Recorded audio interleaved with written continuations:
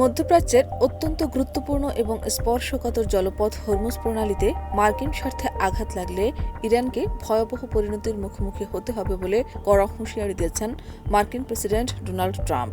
সম্প্রতি ফক্স নিউজের একটি বিশেষ অনুষ্ঠানে সাক্ষাৎকার দেওয়ার সময় তিনি বলেন, ওই অঞ্চলে পরিচালিত মার্কিন প্রজেক্ট ফ্রিডমের কোনো জাহাজে হামলা চালানো হলে ইরানকে পৃথিবীর বুক থেকে মুছে ফেলা হবে। ট্রাম্পের এমন কঠোর মন্তব্য বৈশ্বিক রাজনীতি ও জ্বালানি বাজারে নতুন করে উদ্বেগের সৃষ্টি করেছে। সাক্ষাৎকারে ডোনাল্ড ট্রাম্প যুক্তরাষ্ট্রের বর্তমান সামরিক সক্ষমতার উপর ব্যাপক জোর দেন। তিনি দাবি করেন, গত কয়েক বছরে মার্কিন প্রতিরক্ষা ব্যবস্থায় আমূল পরিবর্তন আনা হয়েছে। ট্রাম্প বলেন, আমাদের কাছে এখন আগের তুলনায় অনেক উন্নত মানের এবং প্রচুর পরিমাণে অস্ত্র ও গোলাবারুদ রয়েছে।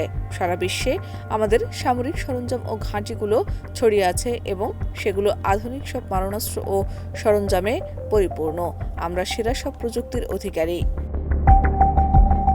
তিনি স্পষ্টভাবে জানিয়ে দেন যে মার্কিন নৌবাহিনী বা তাদের কোনো প্রকল্পে হস্তক্ষেপ করা হলে যুক্তরাষ্ট্র তার পূর্ণ সামরিক শক্তি প্রয়োগ করতে দ্বিধা করবে না। ইরানের সম্ভাব্য হুমকি মোকাবিলায় ওই অঞ্চলে মার্কিন সামরিক উপস্থিতি আরও বাড়ানোর উপর গুরুত্ব আরোপ করেছেন ট্রাম্প। তিনি মনে করেন, কেবল শক্তিশালী উপস্থিতির মাধ্যমে স্থিতিশীলতা বজায় রাখা সম্ভব। প্রেসিডেন্ট বলেন, মার্কিন রণতরী এবং কৌশলগত সরঞ্জামগুলো নির্দিষ্ট অবস্থানে মোতায়েন রয়েছে এবং পরিস্থিতি অনুযায়ী সেগুলোর সংখ্যা আরও বাড়ানো হতে পারে।